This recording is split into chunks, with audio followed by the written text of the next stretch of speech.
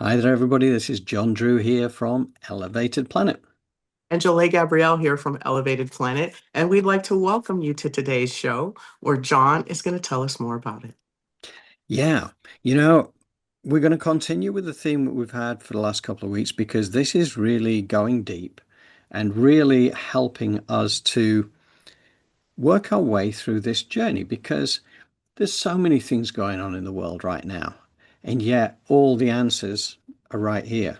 We go within and we can transcend any density that's out there. It's all up to us. But it's understanding the entire nature of everything. You know, the unity consciousness thing we know is, where we're heading. But it's understanding the dynamics behind that we're really exploring today. And it's a fascinating thing, and I'm really, looking forward to digging into this and to sharing this. We're going into this wisdom again with Angel Alariel. Now, you may recall where Angel Alariel came from in the first place, but again, it's coming back to the book, The Power of the Magdalene.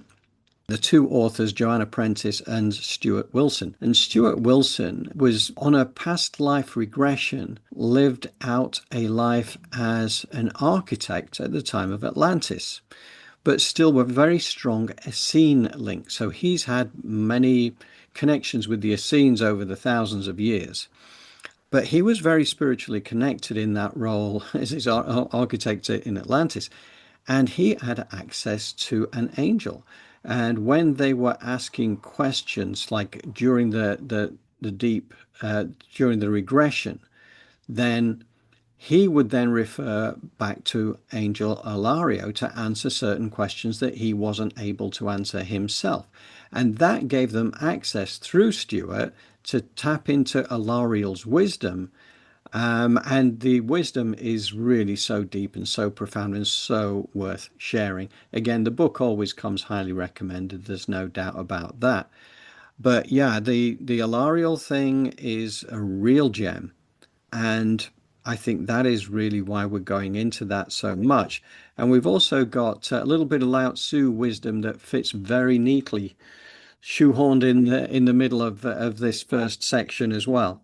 So yeah, it's all about our unified energy and consciousness system. So I just think that again, the clarity that this gives us is something pretty special. What do you reckon, Jolie? Yes, things are becoming so much more clear in this time, the ways in which we can utilize the universe, ourselves, our heart chakra, all of our chakras to move us forward and to transform. And to know we have access to this energy of Alariel and its communication is truly a blessing. So I'm really excited for the show and I'm ready to begin. Yeah, let's do it. Let's do it. Okay, we're going to take you to this first section with Alariel, which is all about oneness, and that is the true reality. The rest is illusion. So let's hear all about it. So bear with me a second. What is the biggest challenge that you see ahead for us? To focus on oneness and on the need to change human society so that it reflects oneness. From our perspective, oneness is the only true reality, and all the apparent fragmentation of life on Earth is an illusion. The illusion lies in the apparent separation of each being, its ability to stand alone in isolation from all other beings. Your scientists are now discovering that all living beings are much more closely connected than you have thought. You all exist in a continuum of consciousness and energy, and you could not cut yourself off from this shared life system and still exist. That knowledge is the beginning of respect. Living on planet Earth is very much about learning respect. Respect for all life forms, all traditions and cultures, however strange they may seem to be. We see changes in this direction in many levels of human consciousness and many little movements away from the traditional view of outsiders as rivals or adversaries. Despite continuing areas of chaos and conflict, humanity is exploring unity in a way that would have been unthinkable only a generation ago. International lines of communication and structures of cooperation are evolving into the ability to think and act globally. A total human response to the greatest human need. So that this collaboration can work effectively, you are having to let go of the heaviness of your battle-scarred past and consign your fears and suspicions to the rubbish heap of history. You are even starting to go beyond greed and learning to live in a sustainable way, which does not do violence to this planet. And you are discovering that the only way for anyone to win in the long term is for everyone to win, including the Earth. The whole of this planet, which you have been studying as a unified energy system, is now emerging into your awareness as a unified consciousness system. More than that, you are beginning to understand that energy and consciousness are not two separate things, but one thing. And together they make up a continuous and unbroken web of being. One energy and consciousness in all that is, and all existence as one web of life. It is quite a leap of understanding to grasp that energy and consciousness are different frequencies of one thing. Your physicists are only just in the earliest stages of beginning to grapple with this, and the whole of your science is now moving forward into subtle and challenging areas. The holistic and integrative vision pioneered by your philosophers is now becoming the everyday reality of your scientists as they study the human and planetary ends of this vast continuum and its subtle and life-sustaining links and connections. Unity is starting to look less like an impossible dream and more like a description of the scientific reality of things, and a formula for personal and planetary survival. And because of all of this, you are beginning to expand your awareness and reach out into new possibilities of being. All this is transforming you in ways which your grandparents could not even begin to understand. And the more you can flow with this energy and attune to unity consciousness, the faster you will bring reconciliation into your divided world. Part of your journey into oneness is letting go of your past. Try not to hold a fixed position on anything or anyone. However keenly you feel the rights and wrongs of a particular situation, this may change with time. Yesterday's reviled terrorist leader becomes today's accepted political negotiator and tomorrow's honored statesman. Time moves on. People change, and the perception of them changes too. Always allow for that change by keeping an open mind on everything and everyone. Hold on to nothing and resist nothing. That way you keep your energy focused on the here and now, and your consciousness remains forever young. You also avoid stress, one major cause of which is a failure to let go. Let life flow through you and acknowledge and accept whatever life presents to you today. The Master's power is like this. He lets all things come and go effortlessly without desire. He never expects results, thus he is never disappointed. He is never disappointed, thus his spirit never grows old. Tolerant like the sky, all-pervading like sunlight, firm like a mountain, supple like a tree in the wind. He has no destination in view and makes use of anything life happens to bring his way. He allows things to come and go. His heart is open as the sky. Lao Tzu. Be aware, accept, let go, and move on. By doing this, you keep in the flow of oneness and do not pull yourself out of the stream into separation and isolation. These qualities are part of the long arc leading to rigidity and death. By choosing the path of flow, the path of oneness, you choose the path of life. In doing that, you automatically move towards the point of equilibrium, the focus of balance. In equilibrium, all the drama of the world falls away. All the struggling and judging, all the heartache and the hurt. Here only love and light are real, and all else blows away upon the wind. In this state, you understand that everything is perfect, not in the sense of being equally good, but in the realization that the perfect balance of things teaches you love and helps you to move towards the light. Much of what you say about oneness has resonances with modern physics, especially quantum physics. This seems to have developed very quickly into some quite subtle and holistic areas. Yes, and the pace of development is increasing all the time. Your scientists are now embracing the possibility of a multidimensional universe as the only way that they can get the mathematics to work. Mathematics do not lie, but sometimes they demand that you change your ideas if they are too rigid and limiting. This realignment and expansion of consciousness comes at a vital time for you. You live in a divided and dangerous world where it is all too easy to forget about oneness and forgiveness, and start to think in terms of punishment and revenge. Yet despite that, it is still true that solutions based upon violence divide, whilst those based upon forgiveness unite. Is it necessary for the persecutor to repent and show remorse before complete forgiveness by the victim is possible? No, Jeshua did not say, "Stand ready to forgive your enemy as soon as he repents." Instead, his message was simply to forgive your enemy. Forgiveness can occur at any time, and as soon as you have forgiven someone, you have released yourself from the energetic connection between you. By forgiving, you reject any kind of separation and affirm oneness. Unity consciousness is a hard lesson to learn, but forgiveness is a vital component in the spiritual growth of an awakening humanity. But oneness can sometimes be very challenging. Yes, you will be challenged to experience the dramas of this world and not be pulled in by them, to live surrounded by turbulence and chaos and still hold the vision of love and peace.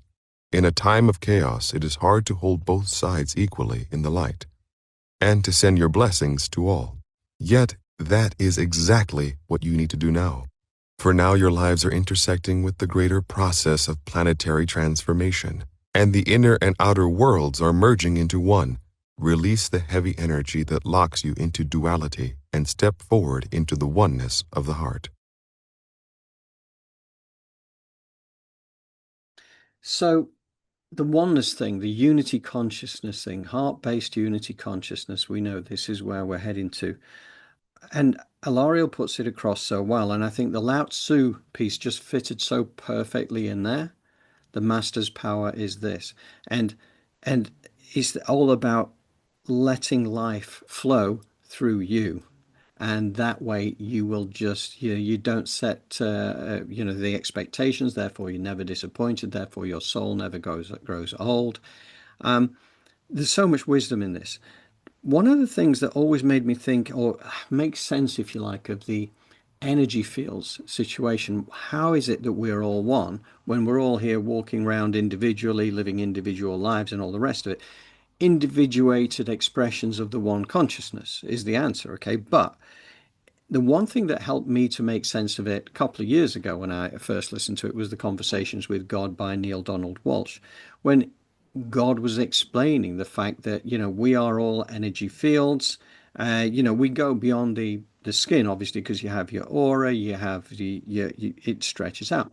Now, the energy waves that emanate from you will go through certain aspects, like it'll go through a room, it'll go through, but energy waves of other people, they intermingle with you. And where does the energy of me finish and somebody else begin? Well, it doesn't. It actually is all part of the same unified field of energy. And all of a sudden I think, now I get it. Now I understand that the nature of the fact that we are all in this unified energy field, we are all one. Everything around us are just different aspects of ourselves, both the light and the shadow. And we have to be mindful of that. So when you get your head around that, that means that you are going to be slow to judge others, because it is just us on a different journey. There's only one of us in the room, right?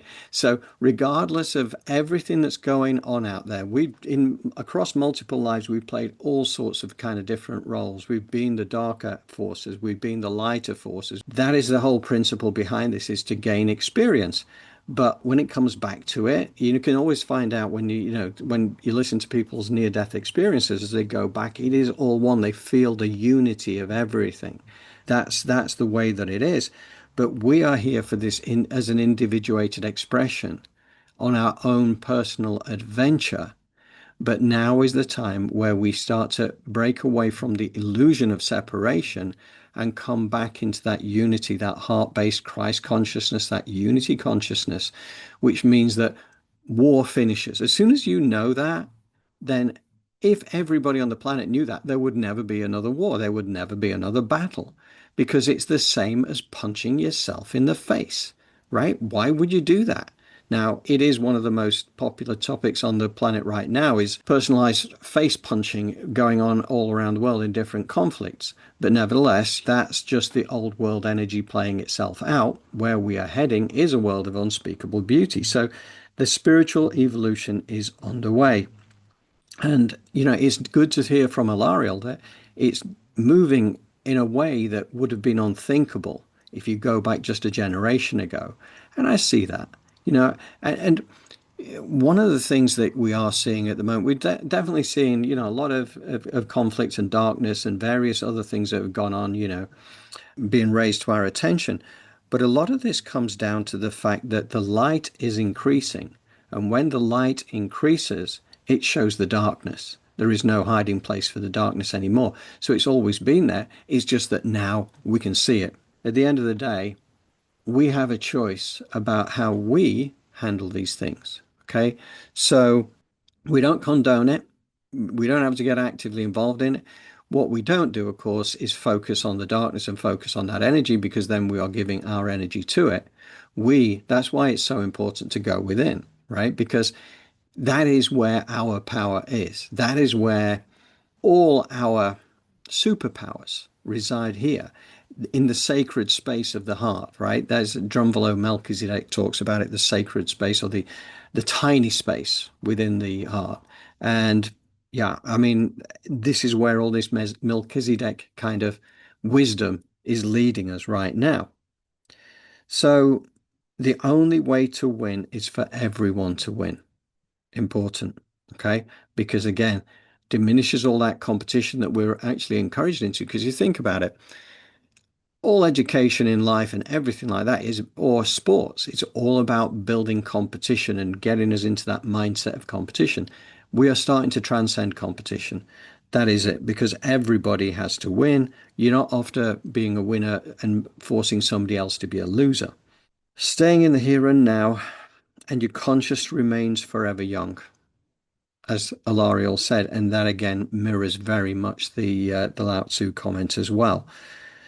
Finding equilibrium, 0 point, which I know Jolay talks again. She does a lot of the Ho'oponopono kind of thing, which brings us back to that point of neutrality. That is such a valuable thing. Greg Braden, The Gift of the Blessing, is attached in the details below. And the reason I put that in there at this point, and it's a relatively short video, it's only 6.5 minutes thereabouts. He helps us to transcend polarity thinking. And that is really part of this journey, is to do that, because we have to be able to forgive. Forgiveness is so important. And sometimes if you feel really sore about something that's gone on, it's sometimes difficult in this reality to just be able to forgive. But Greg sets out a way which actually does work very well. Where it's the blessing, the three-way blessing. You bless the victims of whatever's gone on. It might be genocide or something like that. And then you bless the perpetrators of that genocide, which is the most tricky part for many people. But again, it comes back to this thing. We are all one. And you cannot transcend polarity thinking by using polarity thinking in the way you respond. So you have to kind of consider that and use that, and then you bless yourself, because you, in the witnessing of it, have kind of grown through that. But again, it affects everybody on a personal level. So the gift of the blessing is a really important thing, and you'll find that, as I say, in the details below. And that was the other thing that Alariel said, which I thought really truly resonated, which is solutions based on violence divide, while those based on forgiveness unite. I mean, how profound is that? That is beautiful, and we already know it to be true. So, Jolay, can I bring you in, please, for your comments? Absolutely, here I am.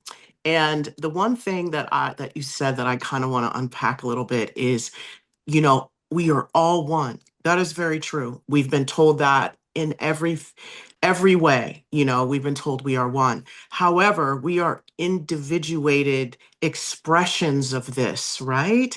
So Absolutely. you're like, I don't want to judge. I know that this person is me and they're a crackhead. And, maybe I was a crackhead in another life and I don't want to judge. This is a psychopath. I don't want. But the thing that we're talking about is when you send that energy love, when you forgive, you don't have to intermingle with this person or this energy anymore. But what you can do is you send out love. That's all we're trying to kind of remind you to do is instead of going and, like I did, you're a crackhead, you're a psychopath. Maybe we need to back up out of that a little bit and going, wow, that's an interesting expression of the creator. Yeah, that's not for me. And then move on, right? And then you come from a neutral space. And maybe as we move towards unspeakable beauty, those things heal themselves. Those things begin to fall away and they're not necessary anymore because there was a time. I know there was a time. We know there was a time. Lemuria, we have these places and spaces where people were not abusing themselves, where societies were able to propagate and grow. Now, in our timeline, it's been a challenge. We've seen the ups and downs of that. However, on an individual level, to keep and hold your energy and to differentiate, I'm not saying you're not connected, but to keep and hold your energy and to make sure that your free will has the freedom to grow and their free will has the freedom to grow. It's always about the roses and the transmutation of energy. So you can wind up saying, I'm judging this person. Let me just take a brief moment, put them in a rose, blow them up, give them back their energy, and call all my energy back. This is called, some people call it magic. It's not necessarily magic. What it is you keeping and holding your energy and you allowing the space for someone else to exist in their own way. So these are little tips and tricks we do energetically and in the quantum field in order for us to be able to manifest some of these concepts because they're all great. I used to sit around and go, wow, everything, we're all interconnected, but what does that mean? How do I access that energy? Abundance is out there for me. How do I access? How am I able to imprint in myself these things instead of them just being theories and ideas and platitudes? You got to have some type of visualization that all of your cells in your body understand. And that's where the place of transmutation. You want to also connect mind and body together. So by doing that, the visualizations are what help to get that what do you call it? Acting as if a wish is fulfilled already. You got to get the body involved. So you open up those portals, close those eyes, maybe even open for advanced, and you see people in roses. You see people with golden suns above their head. You make sure that you stay in the flow of that. Ground your energy. Oh, I have hate in my body or I have negativity. Where am I holding it? I'm holding it in my shoulders. I'm holding it in my gut. I'm holding it in my thighs. I turn it a bright red color. I flush it down my grounding cord. I fill those spaces and places up with the golden sun. This allows me to drop the anxiety, to drop the depression, the hate, the judgment, and focus on the internal, which full circle connects me then to everyone else from a place of unconditional love and neutrality. Hmm. Yeah. Yeah, that's absolutely that's a wonderful tool to have and to remember because Yes. again, we're sort of conditioned and programmed into the judgment thing. And one of the things that really helped me, and I've mentioned this a few times before, but there was an example in Robert Schwartz's Your Soul's Gift about two sisters. They came in to have a hypnotherapy session to find out about their brother who was a drug addict, who was homeless, the family inheritance that he had had and they had had, he'd blown completely through everything and he was in a mess. And they were trying to help him. And whatever they could do, they were trying to help him. But they went and had a hypnotic regression to take them back to their life planning room to find out what the background to that was. And it turned out that their brother was indeed a master and he had come in on that lifetime to enable them to understand the nature of kindness and compassion, because Mm. that is what they would have to do. So he basically put himself through a life of extreme challenge to help his sisters. But when you looked at it from a human point of view, you would never know, right? Right. And it just kind of made me think, well, whatever's going on, there is a reason. And again, the little soul, you remember Conversations with God, the little soul, who has this thing where he wants to learn how to forgive.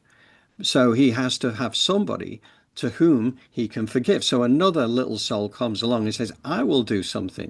He said, well, you're just as perfect as everybody else, and the little soul himself. He said, well, no. He says, I love you so much that I am going to incarnate, and we are going to have an interaction which will force you to be, or give you the opportunity to forgive me. So it's like a little parable kind of thing in Conversations with God style. But those couple of things always kind of take me back to that point where the people in our lives who can put us through some real challenges, who can take us into that dark night of the soul, are often doing it because it is part of what we wanted. Therefore, Mm. yeah, it's not Yeah. easy, right? We Not when call you're it in the Earth teeth of the School, storm. Yes. right? Yes, absolutely. It is. Earth School is not the easiest place. In fact, they do. I've heard it so many times. This is one of the most challenging places in the entire universe or multiverse to come, which is why the people who are here, the aspects of consciousness who are here, are very highly developed aspects of consciousness, and this is a finishing school almost. Wow, yeah. And but the beauty of it is also in the polarity we talked about, right? It is the fact that there is choice. And I Mm, think that's what kind of maybe makes Earth School a blessing and a curse, is that you have a smorgasbord of choices to make in this lifetime that can either serve yourself and humanity or not. You do have that choice. Like, you don't have to serve humanity. I mean, we wish you will, you would, but that's a choice out there for you. But no matter what, to sit in a space of being able to forgive, even the creator, I had to go through a period where it was okay for me to have these conversations with the creator, and I was using profanity and I was yelling and screaming and having a really hard time with trying to understand that I know you exist, but you really aren't showing up for me the way that you said you would. So I had to go through that and realize the creator's like, I'm in you. You're responsible. I gave you the keys to open the doors that you want to open. Don't, you know what I mean? Yelling, like John says, I was punching my own self in the face by doing that.